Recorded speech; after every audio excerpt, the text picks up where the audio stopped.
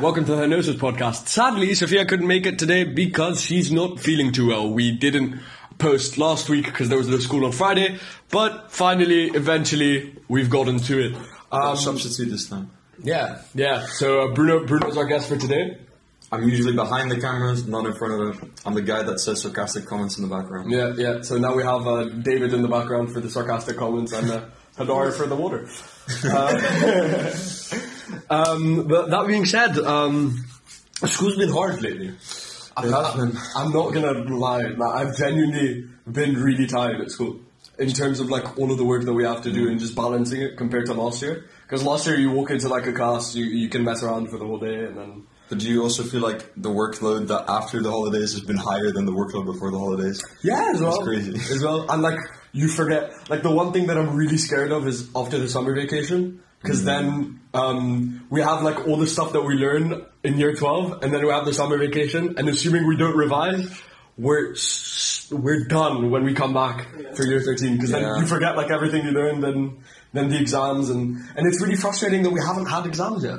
Yeah, it is quite annoying, and I think it's going to affect our performance. But I know that our year is like I trust our year, to be honest. Yeah, like, our year is pretty good, so I think we're going to be fine. Definitely. So HENOSIS launched 2 weeks ago on Friday. Yeah, big thing. How do you feel about it? I'm happy with the HENOSIS launch, to be honest. I think it was really solid.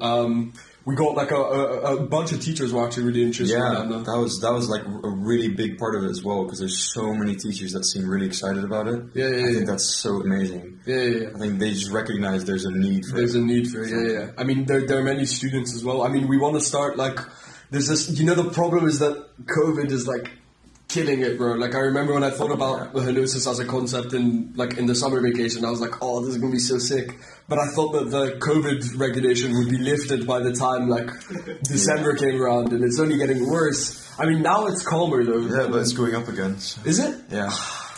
But let's talk about other things than COVID. Yeah, that's true. You guys don't want to listen to that. Yeah. So we're going to talk about some other fun stuff. But I mean, we have the boys. We're doing a boxing competition. A proper one or for school? Yeah, no, just like Halloween night. We went out. We bought like we blew like €100 just buying like face like headgear and oh my god and gloves, and we just beat each other up on the streets. Sounds like fun. Yeah, it was a lot of fun, but it's really cool. I never realized that a punch, like even with 14-ounce gloves, bro, a punch to the head, even with like headgear, hurts so much, bro. Like I was rocked. I had a headache for the next like 2 days. But maybe that's just because I'm bad at fighting as well. That might just be it. Yeah, but. Yeah, we can roll the clip actually. I don't think so, man. Sorry. No, but it was fun though. I think it was pretty cool. Yeah. But we really wanted to do like a boxing event. There are many people that were interested in that. There are people that are interested in a football match between year 12 so and 13. many great ideas. It's crazy. Yeah, exactly. And we want everyone to join it. Like we want everyone to come up with their own ideas and join in. But it's really hard with COVID. But we're gonna try and create more stuff on that. Try to get more of that community engagement. Well, whatever, bro. We'll get there. We're getting there. Yeah, I think what's the most amazing part about it is that there were so many young students that seemed really interested in it, and they seemed like they genuinely wanted to take part in it. And there's so many like people that they wanted to get something done because they feel like they've always been held back by the fact that at school there's no options for them to be able to do anything, and now they're finally able to have a platform where they can share their things and work together on something and have support from these teams. For sure, it's also really empowering when like you're just there with the music and everything, and everyone's coming up to the stand. Yeah, exactly.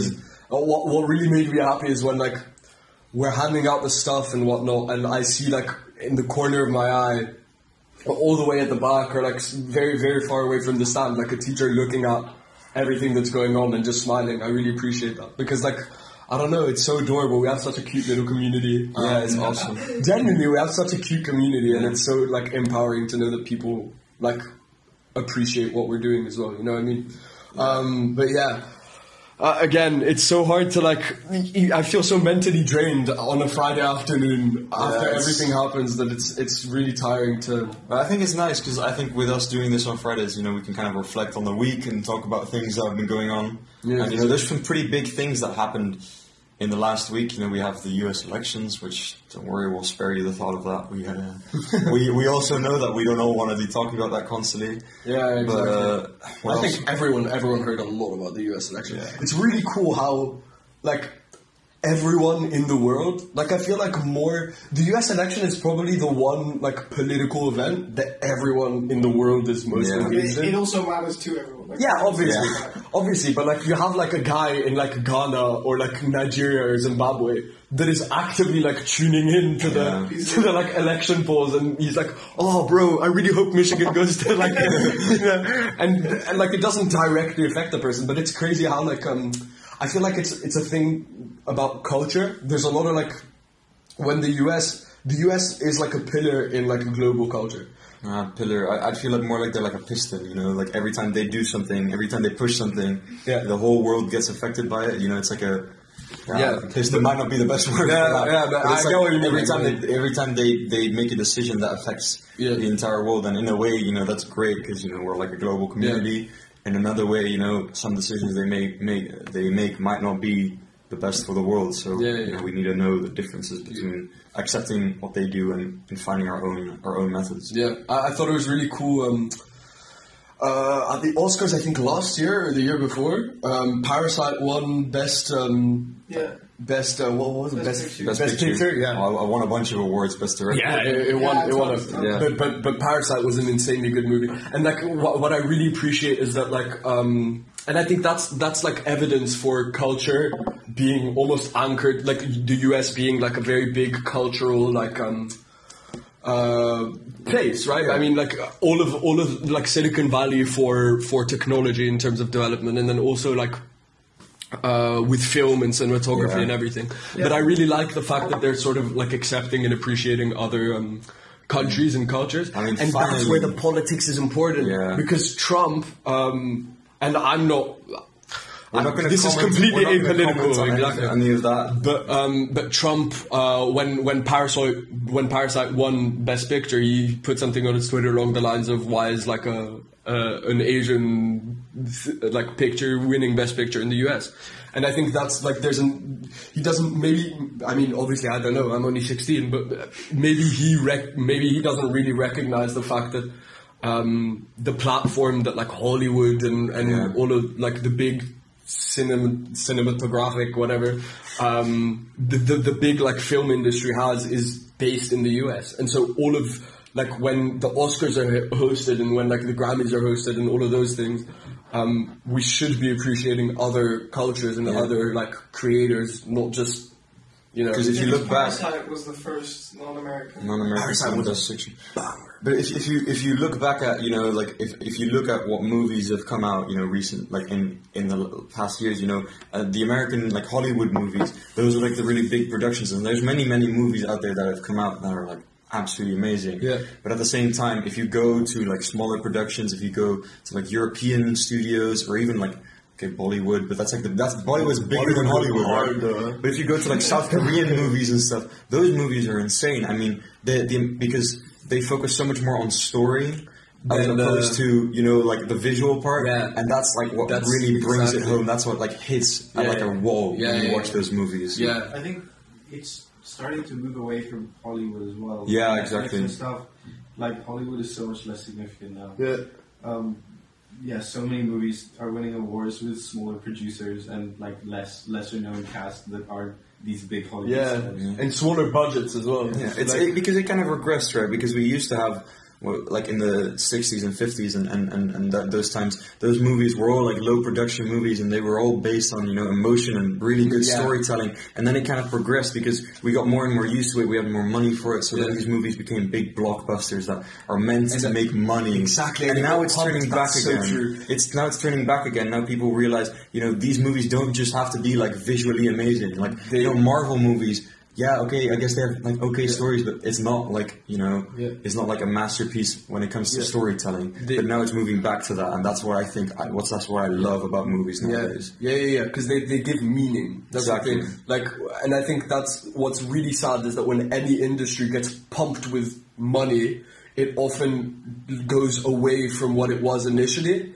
Like we've seen that in technology in the Silicon Valley. I mean, you guys have all watched The Social Dilemma, I'm assuming. Yeah. But you know, like it started off as like a little thing that like computer nerds would do, and it's like a really cool thing that like, you know, if you code something new, it's like, and then as soon as it got pumped with money, there are all these ethical questions of like, is it ethical that we do this because the companies are motivated by that idea of maximizing their profit? And I think that's really sad, but it's very important, and that's so cool because you see that the movies that are motivated by actual storytelling often do much better than movies that are like Shutter Island. I don't know if you guys have watched that. Shutter Island was You have to watch that movie. insane. I mean, crazy. Depends on your like. Yeah, I mean, it's one of those movies where it's like you have to genuinely think about watching it and think about, you know, what's going on. But it's one of those stories that is both visually amazing, but at the same time the storytelling is like so well done. Was it Christopher Nolan? No. Shutter Island's Martin Scorsese. Oh yeah, Scorsese. Yeah. But like I think what people also don't realize is that movies to culture have the same effects as literature did back in the day. Yeah, exactly. Like when like there are movies that everyone knows. You know, everyone like refers to like it's almost grown onto like Avengers Endgame. You know, I mean that's the biggest movie ever at the box office, and that movie is going to be in like pop culture references for years from now. Exactly, and I mean Avengers Endgame, while you know it was. It was a great movie. It was a very solid spectacle. It was a great spectacle, and I think that's what was important about the movie. For sure. And it brought together, I mean, hundreds of characters which we'd all seen, which we'd all kind of grown up with. I mean, we literally grew up with Marvel movies. Exactly. And Star Wars, bro, and Lord of the Rings, all the like Lord of the Rings and The Hobbit and stuff. And I think again, it's so important to recognize that movies and sort of like artistic endeavors by people in our time shapes our culture. Like, you know, the fact that rap music, for instance, is attributed to a very specific, like, particular kind of person, and that people understand cultural references in rap. I think that's cool, but I think there's also like an ethical. You're bound to an ethical question when you create. I think. Because you can't create something that's too bad or too cynical. Like if you create something that's a cynical piece of work and it's very like effective, it's a very good cynical like film, let's say, then you will change people's perception. Yeah. That's a big thing when you make those decisions. Like for my personal project, I made a documentary about like how basketball changes lives. And I interviewed a few, like a coach of mine and like the dad of a friend of mine who used to play professionally in like Italy. And what I realized was like I had, 3 hours of interviews, and I had to drop that down to 15 minutes. 15 minutes of interviews, and like that's so incredibly hard because you need to make the decision, do I want to keep this part in or do I not want to keep this part in? And at the same time, you need to be able to take this point they're trying to make, this concept that they're trying to bring across, and you need to condense that into 15 minutes while not moving away from what they're saying. Exactly. Like I could have taken that and took an entire spin on it and made it completely different. Exactly. Like you can send, and that's so scary. Genuinely, like, I don't know if you guys know Charles Bukowski. He's Bukowski or whatever. He's a very cynical person, and he's written very cynical work. And when I read I was reading his poetry. I genuinely, when I was done reading this one poem, I forgot the name. I felt terrible, bro. Like genuinely, I felt like it affected my like state. I was not in a good mood. And I was very irritable and angry and frustrated because, his work is very cynical. So he says stuff like, there's this one line that goes like one man in a four-walled house. I think we said this two podcasts ago. Did I? Yeah, and then I had to like add it in because we couldn't find it. Yeah. many men in a four-walled house or something like that. It's like. It's so scary. Like the passage of time to me. You know, there's that one meme where like the different kids are asked like, "What are you scared of?" and like some kids say like ponies, like, and then there's that one kid that's like the inevitable passing. Yeah, it's weird to recognize how like I'm so terrified of time just as a concept. Like even over COVID, it was very bizarre, right? Like last year is a bit of a fuzz. Like I feel like it just didn't really happen, especially towards the end. Like when I think like, oh, how was year 11? I just think of like 2-3 months, and then the rest is just like 1 month. And what's weird about it is it's the longest time I've ever, like it's the longest but shortest time ever. It was so long and stretched out because every single day was boring. But at the same time, now that I look back at it, I did so little that then it just kind of condenses and it's just like a week of nothing. Yeah, because I feel like when you're doing something or when like an event is happening, not an event like going to of course, but like when something is happening in your life, you're able to make those connections and you're able to relate it back to time. Exactly, and it feels like it takes like when you're doing something, it feels like it takes less time than when you're not doing anything, obviously. But when you look back when you look back at it, and I think, but just time overall is terrifying, bro. Like, when I think of, like, like, my parents growing old, me growing old, and, like, the fact that I'm never going to be 16 again, that, like, all of my experiences up until now, like, I'm never going to have, like, a primary days anymore, you know what I mean? It frustrates me and it scares me a lot. Like dwelling on the future is such a waste of time. Yeah. Like it's so important to live like in the moment. Exactly. Now, right? And not worry about what's going to happen, because then if you do, that's when it's like the worst, you know? Yeah. But what I think is interesting is the way, like that time is conceptualized in, people's minds, because there's so many different ways of being able to like show time and be able to show the progression of time. Some people think time doesn't even exist and there's no like passing of time because it's just there. Yeah. But then there's also other people that are able to like visualize time in such like discrete and like different ways, which I find really interesting, because like when you visualize time, it gives you like a really different perspective on how life works. Yeah. Like, do you know Interstellar? Yeah. That the way they were able to like talk about time, and that was really interesting because it was a really different way of talking about time. And sort of like portraying time as well. Because we think it's such a uniform thing, right? Like we will think that, I mean, up until Einstein's theory of relativity, I think? Mm-hmm. Yeah. Up until then, we all thought that like time is just a uniform thing, and the passage of time is something that's inevitable and that happens at a constant rate. But I mean, from Interstellar, also from Tenet by Christopher Nolan. Inception, I thought was the most interesting one on how time works. Inception was terrifying, by the way. Inception, like the fact that but I feel like there could be some like how realistic do you think Inception could be in the future? I think. What I think is what Christopher Nolan did really well with Inception was being able to get this idea of like bringing this world that's obviously not real and connecting it to the way we feel and we think. I mean, obviously there's no way, at least in my opinion, that we'd ever dream the way they dream, or be able to manipulate our minds the way they were able to manipulate it, because our minds are such complex. Like our brain is such a complex thing that I think it's impossible that we'd ever be able to do something like going into someone's brain and planting an idea. But I do think that the way he was able to bring that concept home and talk about it was really interesting, because it was so different from anything else. Yeah, which was I think a really important part about why this movie was both successful, but at the same time was like analyzed by people and like thought about a lot, because it's like it's crazy. It's an insane movie. Yeah, because it challenges our perception of how reality is constructed and what is reality. Exactly.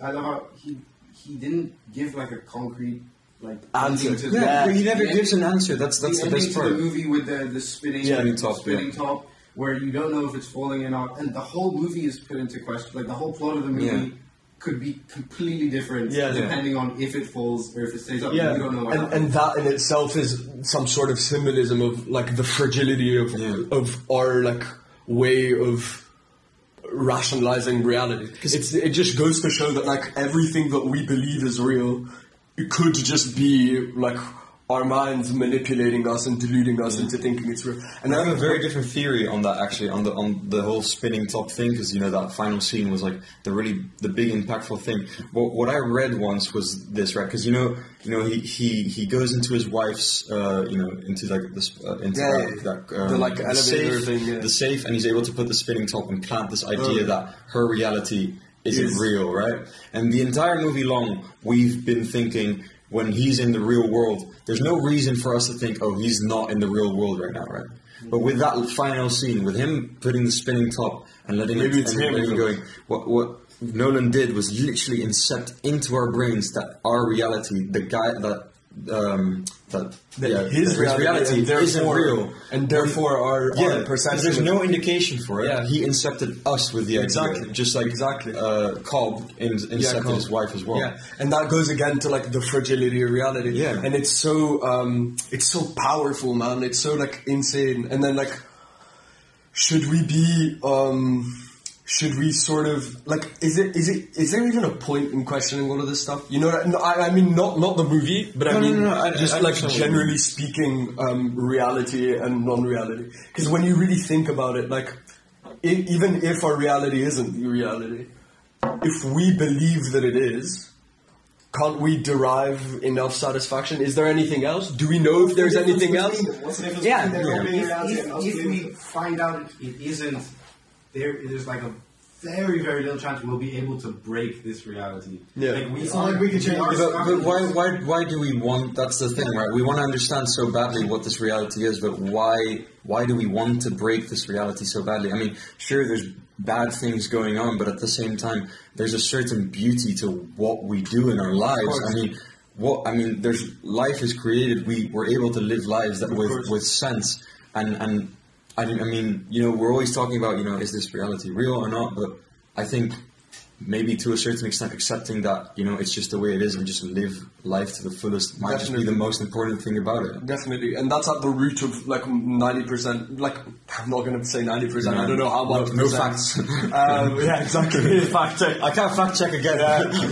No, but I mean, that's at the root of like philosophy as a whole. I mean, one branch of philosophy that sort of explores the idea of like what happens after death, Yeah.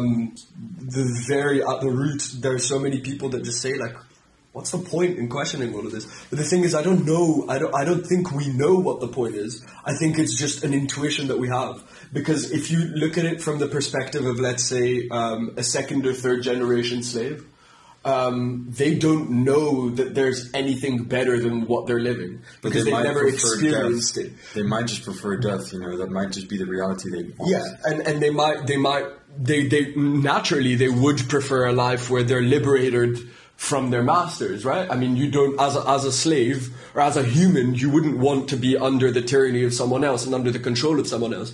But as a third or fourth like a second or third generation slave, you wouldn't know any better because you don't know what the other reality is. Yeah. Because you're born into the idea that you're inferior. It's weird to imagine, though. Like, so you don't know. But that's the thing, right? And that's the same thing with us. Because we don't, if there is something else, if there is another reality, we don't know about it. So we can't imagine it. We can't imagine because that's the thing, right? When you look at, for example, if you look at like the way, we used to have like East and West Europe. Yeah. Their reality, Eastern Europeans didn't know, how could life be so different, and you hear stories, etc. But it's just the way it is, and you live through the way it is, and that's just the reality you're in, and that's the reality you need to they had to accept, exactly. And that's what I think what a lot of those stories that we try and tell are also based on, like. Do we want to accept reality the way it is and build on that, or do we want to constantly think about, is this reality real or not, and do we want to breach it or get out of that? But we don't know any of it. That's the thing, because we can wake up one day, like in the Matrix, for example, you can wake up and there's AI that are controlling your minds, or you can wake up and there's a much better reality than the version that we're in. All I know is that the reality that we live in is very fragile. Yeah. Like, if you look at, for example, memories, I'm sure, I don't know if Hadar or Michael or David, if you guys have ever had this, but sometimes like I know that something's happened. Like I have like a memory, and then over time I convince myself that memory, like I change the memory from what it was truly, you know. So like I think it's something bad. The memory is like a bad memory, but over time I delude myself into thinking that it's actually something else. Well, that's going into like psychology and something called neuroplasticity. Yeah, but like since our whole like the reality of our own lives is based on the memories that we have, and so if we can change our memories and if we can manipulate our memories and change what we've experienced in the past, then technically we're changing our own reality, and that goes to show how like fragile our reality is in general, like just on like a regular basis. And I think what a big thing is you know when we analyze and when we talk about reality, we always talk about, you know, like the negatives and, you know, like, oh, you know, a different reality might be so much better. But then if you look back, you know, we have like amazing people around us. We've got culture. We've got like so many great things. And I think that's what's really important. Like, you know, we are so culturally diverse in between us. And I think that's a really big thing. For sure. You know, like, I don't know, you know, we're at a school where we have like, I don't know, like 80 different nationalities or something, which is crazy. And we're exposed to so many cultures and exposed to so many different types of thinking and different lives. Yeah. And that's a big thing. There's such a like, there's such a beauty in the complexity of like everything. It's so cool to see how like sometimes I'm in class and I just sit back and I look at how like, because of, like I know, let's assume that I like know two people. I know them like personally, and I just look at how like because of the experiences that they've had that I know about, they're behaving in a totally different way, like both of them. Yeah. And it's so cool to see like how they act and everything based on like their identity and how and like all of the stuff that has shaped their identity. Yeah. And what I think is a big thing with culture is, you know, we live in a world where more and more we can't seem to fully accept. Yeah, we can't seem to fully accept, you know, other people's culture and the fact that other people have a different opinion. You know, I admit myself, I've many times before, I've been, you know, I've made a certain decision on or had a certain thought about someone just based on where they're from or what their thoughts are based on certain things. Yeah. And, you know, to a certain extent, that's understandable when you relate it to morals and to ethics. Yeah. But to another extent, you know, why, like, who are we to judge people on like, you know, what they are and what their culture is simply based on where they're from, you know? Yeah, exactly. And it's just, again, that goes back to how, like, complex everything is and the beauty of how complex everything is. And, I mean, what really, today in Eco, we're talking about nudge theory and, like, how, right? Like, and how sometimes you're presented, we watched this really cool TED Talk where sometimes you're presented with many choices and different people from different cultures will respond differently to the choices. So, like, some US citizens got 7 different choices for different soda types. And when they were asked how many choices are there, they said, well, there are 7 choices because there are 7 different. And then they asked the same question to former Soviet Union, like, citizens. And they said, well, there are 2 choices. You either take the soda or you don't. And sort of like that in itself, I mean, that has to do more with like nudge theory and all of that stuff and how our cultures have shaped our perception of choice and of decision making. But I think what's really cool, personally, I think that there's this like oversaturation of everything, like having so many choices and having so much just in general is really bad for us.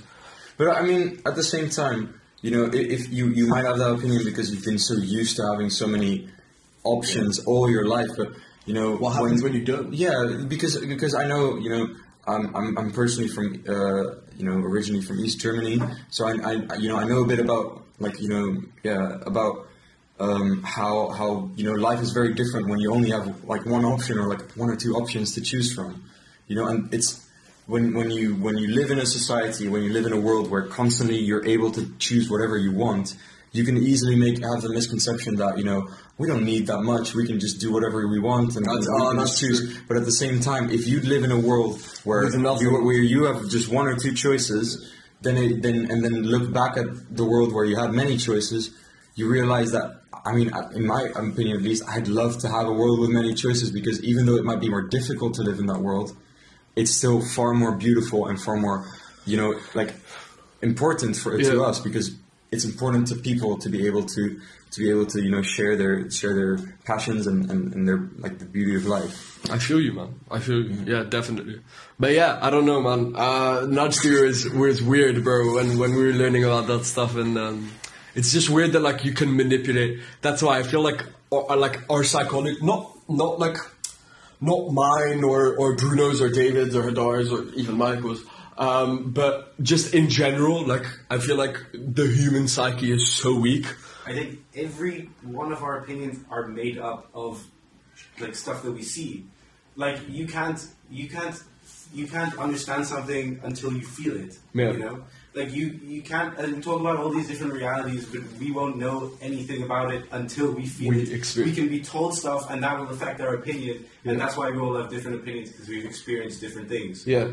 Yeah.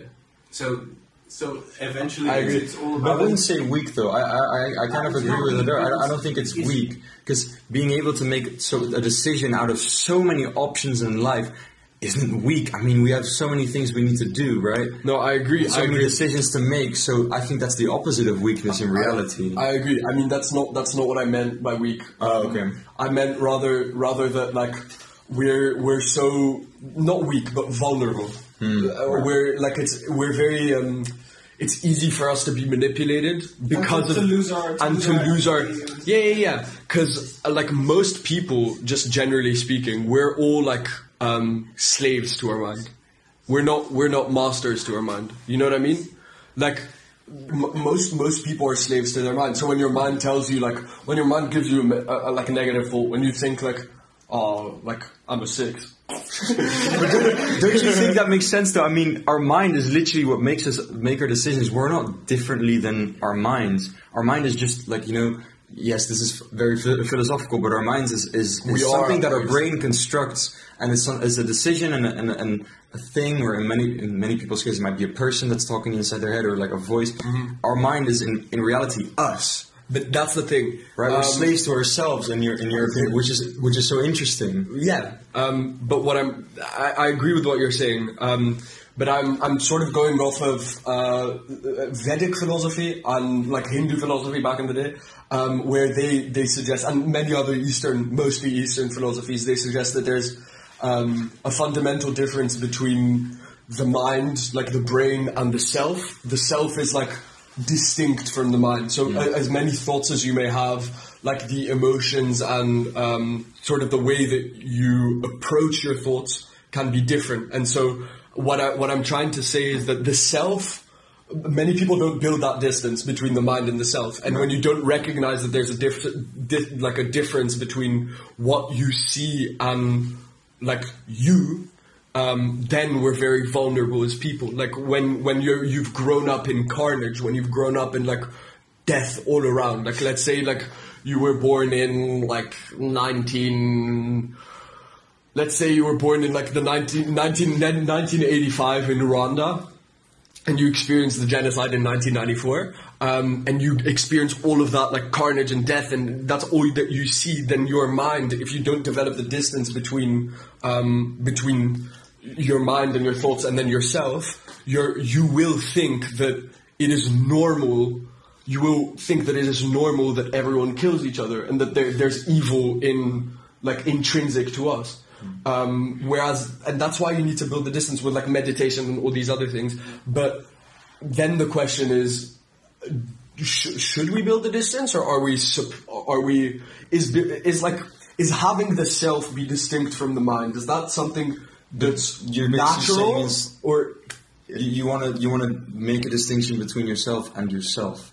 Do you want to split yourself and different? So you have like your mind, right? Yeah. The entire mind, which is kind of like you personally, and then there's everything else which has influenced you, which then affects everything that you do. Yeah. So once you can only really be yourself once you strip everything you've seen on the outside down, all of the conditioning, like the bare core. But I'm gonna have to strongly disagree with you on that one, because I think that what makes us us is what happens around us.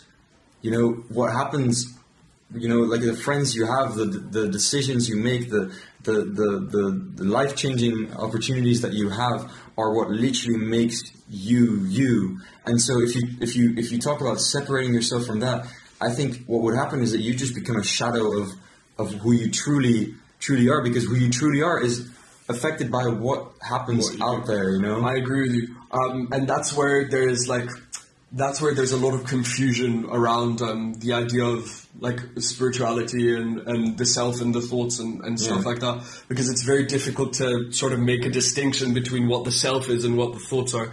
But what I think Hadar is trying to suggest, and what I'm trying to suggest, is that when thoughts come into your mind, if you don't have a distance between yourself and your thoughts, you're going to take the thoughts as reality. Right. So if someone says something bad to you, if you don't have a distance between the thoughts and the self, or if you have an anxious thought, like we've all had anxious thoughts, you know? If you have an anxious thoughts, if you have an anxious thought, if you haven't developed the distance to be able to perceive the thought and recognize that it's just a mechanical thing that happens in your mind, then you're going to take that as a reality, and then that thought becomes part of yourself, which it isn't. You know, like that's like the natural distinction between thoughts and who you really are. But it's very difficult to reach the self because there's so much conditioning, like all of the conditioning, so social conditioning, cultural conditioning, traditional kind of falls into culture. It's very interesting to see how that also relates back to culture. Yes, exactly. That's what I was going to say, because when you talked a bit about how, you know, in more Eastern cultures, they're very different thought on how that works, as opposed to how, you know, in Western cultures where I'm mainly from, it's very, very different perspective on how those things, you know, affect you and how those things work. And I think that's really interesting, because we need to be, you know, really open to other types of thinking, because throughout history, you know, one culture thought one thing and then it ended up being a completely different thing that another culture might have thought. You know, and those are big concepts, but at the same time there might be a certain level of truth, or no truth at all to them, which is I think quite interesting about it. And then being able to sort of share like our perspectives on things, and in order to be able to share, first of all, in order to be able to share our perspectives, and in order to be able to take in other perspectives, we need to be very open-minded. Yeah, exactly. And by being open-minded, we can sort of like push through, like our collective as humanity can develop and grow and evolve so much. And so I think that's why, as you said, it's very important to be open-minded. Yeah, because there's been many major decisions in the world that haven't been, you know, done together, but at the same time we see that when we collaborate, you know, internationally and throughout cultures, great things can happen. You know, we are in a situation at the moment where there's many things where we might think, you know, we're not going to get anywhere with this, but at the same time, many things have happened that, you know, that are really great because people were able to work together. Exactly. You should always assume that. You should always assume that the person that you're talking to knows something that you don't. And that's also why, you know, like going a bit back to what we talked about in the beginning with movies, I think and where we talked about different industries and so on, I think that's a big thing of it as well, you know, those movies and those industries are what, you know, spreads certain cultures and cultural differences with the world, and being open to different movies, even if they're in a different language, is really important. And I remember this quote from Parasite by the director Bong Joon-ho, and he said he had this quote which was the moment you are able to cross the 1-inch barrier that is subtitles, a whole new world opens ahead of you. And I think that's a beautiful quote that, you know, brings a lot of meaning to it. And I think that's a really important thing for everyone to remember, that movies and culture isn't just Hollywood. It's not just Western. It's thousands and thousands of people and thousands of cultures that are trying to work together and trying to portray certain stories, themes, and themes. And language doesn't have to be your barrier to get to those. It's so cool, man. It's so profound to see how different cultures when working together, they're able to achieve amazing things. And also how, like, when they portray their own, when they create about the same story, they have entirely different ways of creating, and they have different, like, and the different ways that they create are anchored in their different perceptions of the story and their different perspectives. It's just so cool. But anyways, I think it's time. Clock has been ticking. So thank you for watching the HENOSIS podcast. We hope that our final messaging about language and about just generally being able to work together with your culture and being able to, you know, work together with people around you are like something you take out of this, because, you know, it's a big thing. It's what HENOSIS is about. You know, unity, being able to work together with others is really important, and being able to accept other opinions is what's really, really a great and important thing that in our lives. Exactly. So it's very important. Yeah. So we hope you enjoyed. So shut it off. You're the main host. Yeah. Thank you for watching the HENOSIS podcast. Today, the episode was brought by David Farla, Bruno Wolf-Pinto, and contributor. My apologies, Hadar. I'm spectator, Michael Rettenberg. Thank you very much. And see you next week. Without me, I'll be behind again.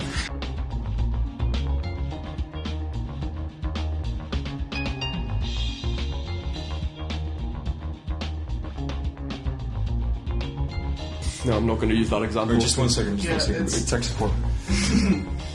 David doesn't know about any of this. He's never watched any movies. Oh man, he hasn't even watched some of the Disney movies. We'll binge them together. It's fun. Yeah, but Disney movies are we have a marathon. Yeah, as a HENOSIS thing, that's such a good idea. We should do it. Yeah. Chicken Bandiera goes so hard. Because we didn't have to. All right. Come, podcast 4. 3, 2, 1, and welcome to the HENOSIS podcast. Today, sadly, Sophia. Oh, wait, we started? Hi, welcome. Just clap me in.